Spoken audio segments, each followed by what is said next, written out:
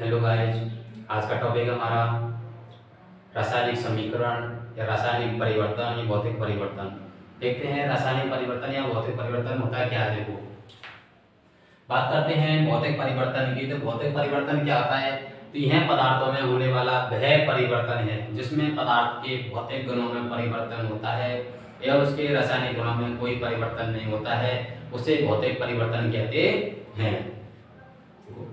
भौतिक परिवर्तन पदार्थों में होने वाला वह परिवर्तन जिसमें पदार्थ के भौतिक गुणों में परिवर्तन होता है, रासायनिक गुणों में नहीं। यह परिवर्तन उत्क्रमणीय होता है, यह अस्थायी होता है। यह क्या होता है? उत्क्रमणीय होता है और कैसा होता है? अस्थायी होता है। इनका मतलब क्या है मैं आपको समझाता हूं। इनको उत्क्रमणीय क्या होता है? उत्क्रमणीय का मतलब होता है कि इनमें से परिवर्तन का कारण हटाने पर पदार्थ अपनी पूर्व अवस्था में आ जाता है, उसे क्या कहते हैं? उत्क्रमणीय कहते हैं। क्या कहते हैं? उत्क्रमणीय। जैसे देखो, उदाहरण है तो भौतिक परिवर्तन में क्या होता है? भौतिक परिवर्तन में केवल पदार्थ के भौतिक गुणों में परिवर्तन होता है, इसके रासायनिक गुणों में कोई परिवर्तन नहीं होता है। नो चेंज होता है, इसमें कोई चेंज नहीं होता है। केवल भौतिक गुणों में ही परिवर्तन होता है, उसे भौतिक परिवर्तन कहते हैं। जैसे देखो, मोम का पिघलना। मोम का पिघलना ये क्या है? भौतिक परिवर्तन है। क्या है? भौतिक परिवर्तन। भौतिक परिवर्तन का मतलब होता है कि पदार्थ का जो परिवर्तन का कारण होता है, पदार्थ में जो परिवर्तन का कारण है उसको हटाने पर पदार्थ अपनी पूर्व अवस्था में जैसा तैसा हो जाता है, उसे क्या कहते हैं? भौतिक परिवर्तन कहते हैं। जैसे यहाँ मोम का पिघलना। मोम को गर्म करने पर, मोम को गर्म करते हैं तो मोम को गर्म करने पर क्या होता है? मोम पहले क्या होता है? ठोस होता है। मोम क्या होता है? पहले ठोस। तो ठोस से क्या हो जाएगा? मोम को गर्म करेंगे, द्रव बन जाएगा। क्या बन जाएगा? द्रव। अब द्रव पदार्थ को, द्रव मोम को क्या करेंगे? ठंडा करेंगे। मोम पुनः क्या बन जाएगा? ठोस हो जाएगा। तो ये क्या हुआ? भौतिक परिवर्तन। मतलब पदार्थ अपनी पूर्वावस्था में आ गया। जैसे देखो, लकड़ी की टुकड़ी कर दो। लकड़ी है, कोई भी लकड़ी है, इसके टुकड़े कर देंगे, इसके अलग अलग तो क्या जाएंगे? अलग अलग टुकड़े जाएंगे। इन टुकड़ों को जोड़ेंगे, पुनः कोई लकड़ी बन जाएगी, इसकी डंडी बन जाएगी। तो ये क्या है? भौतिक परिवर्तन है। क्योंकि इसमें जो परिवर्तन का कारण होता है उसको हटाने पर पदार्थ अपनी पूर्व अवस्था में जाता है और ये परिवर्तन क्या होता है? अस्थायी होता है। क्योंकि जैसे इसमें कोई परिवर्तन का कारण होता है, कोई परिवर्तन होता है तो परिवर्तन क्या होता है? परिवर्तन होता है। जैसे इसमें कारण हटा लिया, पदार्थ अपनी क्या होया? अपनी पूर्वावस्था में आया। ये परिवर्तन क्या हुआ? अस्थायी हुआ, क्योंकि इसमें पदार्थ का कारण हटाने पर पदार्थ अपनी पूर्व अवस्था में जाता है, इसलिए यह परिवर्तन क्या होता है? अस्थायी होता है। और यह अनुक्रमणिक का मतलब होता है पदार्थ अपनी पूर्व अवस्था में आ रहा है। देखो, चीनी का जलीय विलयन। चीनी का जलीय विलयन होता है। चीनी के जलीय विलयन को चीनी को हमने पानी में घोला, घोलने पर क्या होगा? इसका जलीय विलयन हो गया। जलीय विलयन को हम क्या करेंगे? गर्म करेंगे। गर्म करने पर क्या होगा? जैसे हम चीनी के जलीय विलयन को गर्म करते हैं तो क्या होगा? जल तो भाप के बाहर उड़ जाएगा, फिर उसमें क्या जाएगा? बर्तन के तले में चीनी रह जाएगी। तो क्या हुआ? पहले चीनी को पानी में घोला, जल में घोला तो क्या बन गया? जलीय विलयन बन गया। और जल को गर्म करने पर जब पुनः हमें चीनी प्राप्त हो गई, तो यह में जो परिवर्तन का कारण था हटाने पर पदार्थ अपनी पूर्वावस्था में आ गया। तो वह क्या है? भौतिक परिवर्तन है। जल से बर्फ बनना। जल को हमने ठंडा किया, जल को फ्रिज में रखा, बर्फ बन गई। बर्फ को हमने बाहर निकाल के धूप में रख दिया तो बर्फ को पिघलने पर क्या होगा? पुनः जल बन गया। तो ये क्या है? भौतिक परिवर्तन है। नेक्स्ट देखो, रासायनिक परिवर्तन। रासायनिक परिवर्तन क्या होता है? वह परिवर्तन जिसमें पदार्थ के रासायनिक गुणों, अवस्था, ताप, रंग, स्वाद में परिवर्तन होता है, यह अनुक्रमणीय परिवर्तन। यह इसमें क्या होता है? रासायनिक गुणों में परिवर्तन होता है। रासायनिक क्या होता है? परिवर्तन क्या होता है? यह अनुक्रमणीय प्रक्रम है। अनुक्रमणीय का मतलब होता है कि पदार्थ में से जो क्या है? परिवर्तन का कारण हटाने पर पदार्थ अपनी पूर्व अवस्था में नहीं आता है, उसे क्या कहते हैं? अनुक्रमणीय कहते हैं। नेक्स्ट है अनुक्रमणीय। यह परिवर्तन स्थायी परिवर्तन होता है। इसमें क्या होता है? जो भी परिवर्तन होता है वो क्या होता है? स्थायी होता है। इसमें से परिवर्तन का कारण हटाने पर पदार्थ अपनी पूर्व अवस्था में नहीं आता है, क्यों? जो एक बार परिवर्तन हो गया, इसमें कोई चेंज नहीं होता है। परिवर्तन एक बार परिवर्तन होता है, पदार्थ अपनी जो अवस्था होती है उसी में बना रहता है, इसलिए इसमें क्या होता है? इसलिए इसे रासायनिक परिवर्तन कहते हैं। जैसे मोमबत्ती का जलना। मोमबत्ती को जलाते हैं, मोमबत्ती को जलाने पर मोमबत्ती जलने के बाद हमको प्रकाश मिलता है। क्या मिलता है? प्रकाश, उजाला मिलता है या ऊर्जा मिलती है मोमबत्ती को जलाने से।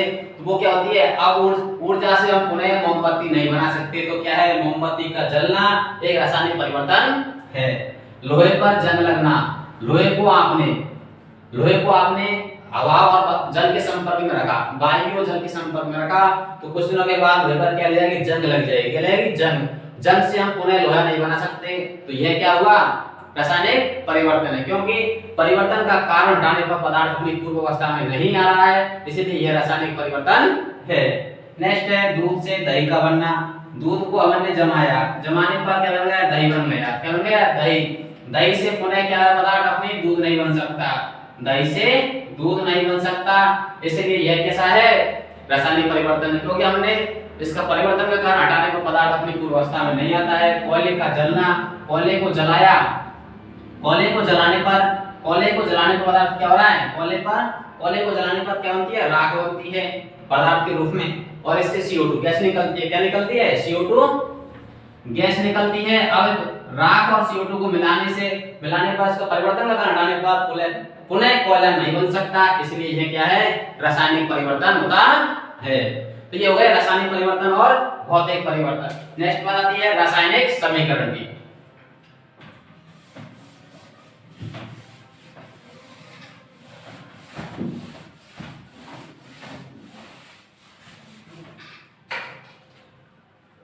रासायनिक समीकरण,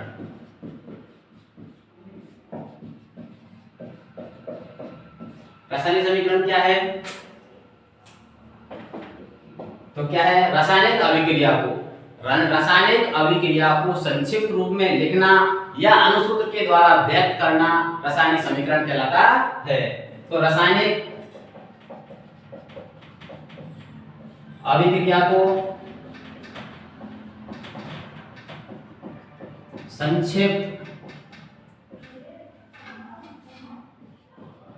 रूप में लिखना या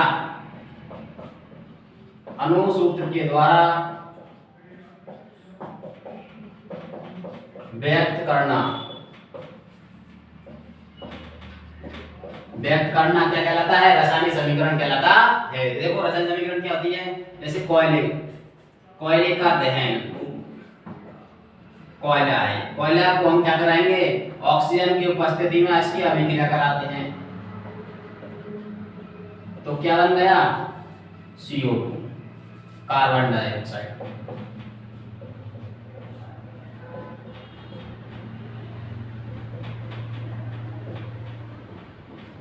अब ये क्या है, इसका मतलब हुआ ये क्या है, रासायनिक अभिक्रिया। रासायनिक अभिक्रिया को हम क्या शब्दों में ले सकते हैं कि हमने कोयला लिया, कोयले को हमने ऑक्सीजन की उपस्थिति में क्या करते हैं, इसका दहन करते हैं। कोयले का हम ऑक्सीजन की उपस्थिति में दहन करते हैं। दहन करने के पश्चात कोयले से राख प्राप्त होती है और गैस के रूप में कार्बन डाइऑक्साइड प्राप्त होती है। ये हो गई क्या, हो गई रासायनिक अभिक्रिया। रासायनिक अभिक्रिया हमने क्या करा है, कोयले को हमने क्या ऑक्सीजन की उपस्थिति में जलाया है, जलाने पर क्या बन रही है, CO2 गैस बन रही है। तो ये हो गई रासायनिक अभिक्रिया। अब इस रासायनिक अभिक्रिया को संक्षिप्त रूप में लिखना, शॉर्ट रूप में लिखना या इसको किसी अनुसूत्र के द्वारा व्यक्त करना क्या कहलाता है, रासायनिक समीकरण कहलाता है। जैसे इसको देखो, अब कोयला है, कोयला को हम C लिख सकते हैं, कोयला को हम कार्बन में होता है C, ऑक्सीजन को O2 लिख सकते हैं, O2, और तीर का साइन लगा दिया, कार्बन डाइऑक्साइड को हम CO2 लिख सकते हैं, ऐसे क्या, CO2। तो ये तो क्या होगा, ये हो गई रासायनिक समीकरण। ये तो रही रासायनिक अभिक्रिया, ये तो क्या हो गई रासायनिक अभिक्रिया, और इसे क्या कहते हैं, रासायनिक समीकरण। ये क्या हो गई रासायनिक समीकरण। कहते हैं रासायनिक अभिक्रिया को हमने अनुसूत्र के द्वारा व्यक्त किया है, इसलिए क्या है, रासायनिक समीकरण है। और रासायनिक समीकरण में बात आती है, ये इधर वाले जो बायां पक्ष होता है, ये क्या होता है, इस वाली साइड को बोलते हैं हम LHS। क्या बोलते हैं, LHS। LHS मतलब होता है बायां पक्ष, बायां पक्ष। बायां पक्ष होता है, ये होता है RHS, RHS। ये होता है दायां पक्ष।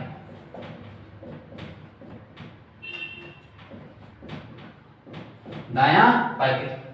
L मतलब होता है लेफ्ट हैंड साइड, ये होता है राइट हैंड साइड, मतलब दायां पक्ष, ये हो गया बायां पक्ष।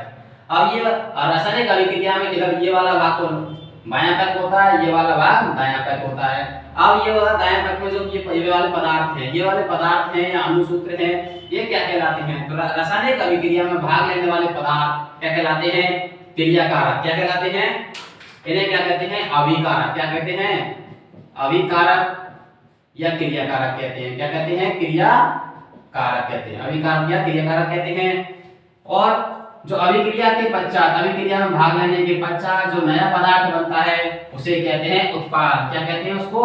उत्पाद कहते हैं। क्या कहते हैं इसको? उत्पाद या नया पदार्थ। यह नया पदार्थ होता है। ये क्या होता है? नया पदार्थ। तो अभिक्रिया में भाग लेने वाले पदार्थ क्रियाकारक या अभिकारक कहलाते हैं। और क्रिया के पश्चात बनने वाला नया पदार्थ होता है, पदार्थ बनता है, जो उत्पाद कहते हैं या नया पदार्थ कहते हैं। और आपकी अभिक्रिया में तीर के चिन्ह का निशान होता है जो अभिक्रिया की दिशा को व्यक्त करता है। अभिक्रिया की दिशा बताता है। ये क्या बताता है? अभिक्रिया की दिशा को बताता है। तो ये हो गई रासायनिक समीकरण। रासायनिक समीकरण क्या होती है? रासायनिक अभिक्रिया को संक्षिप्त रूप में लिखना, रासायनिक अभिक्रिया को संक्षिप्त रूप में लिखना या अनुशोध के द्वारा व्यक्त करना रासायनिक समीकरण कहलाता है। रासायनिक समीकरण में भाग लेने वाले पदार्थ अभिकारक या क्रियाकारक कहलाते हैं। और जो नया पदार्थ बनता है उसे नया पदार्थ या उत्पाद कहते हैं।